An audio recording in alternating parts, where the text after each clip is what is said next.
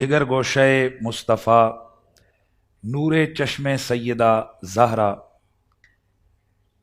حضرت سیدنا امام حسن مجتبیٰ، آج ان کا یوم ولادت ہے، اور آج میرے نبی کے چمنستان میں پہلی بہار آ رہی ہے، اس چمنستان کی پہلی کلی کھل رہی ہے۔ میں تمام عالم اسلام کو اپنی طرف سے مبارکباد پیش کرتا ہوں۔ سبحان اللہ۔ میں نے اس دن سیدہ زہرا پاک کی بارگاہ میں نذرانہ عقیدت پیش کرتے ہوئے ایک جملہ کہا تھا کہ یہ جو گھرانہ ہے حضور پاک کا گھرانہ، اور بالخصوص یہ جو ہستیاں ہیں حضرت سیدہ زہرا، امام حسن مجتبیٰ، امام حسین علیہ السلام اور مولا علی، یہ ہستیاں قیاسی نہیں ہیں،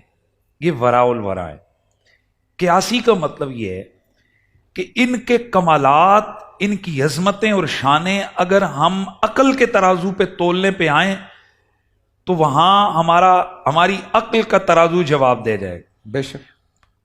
بہت ساری جگہ پر ہم دیکھتے ہیں کہ کہیں پر کسی صحابی کو کمال ملا ہے ان کے جہاد کی وجہ سے، انہوں نے اللہ کے دین کے لیے بہت بڑی کاوشیں اور کوششیں کی ہیں، تو اللہ کے نبی صلی اللہ علیہ وسلم نے کسی کو کہا امین و عازل امہ، کسی کے لیے کہا یہ سیف اللہ ہے، کسی کے لیے کہا کہ یہ اللہ کا شعر ہے۔ یہ جو حضرات ہیں، میں سوال پوچھنا چاہتا ہوں کہ جب میرے نبی نے کہا تھا الحسن والحسین و سیدہ شباب الجنہ، انہوں نے نمازیں کتنی پڑھی تھیں،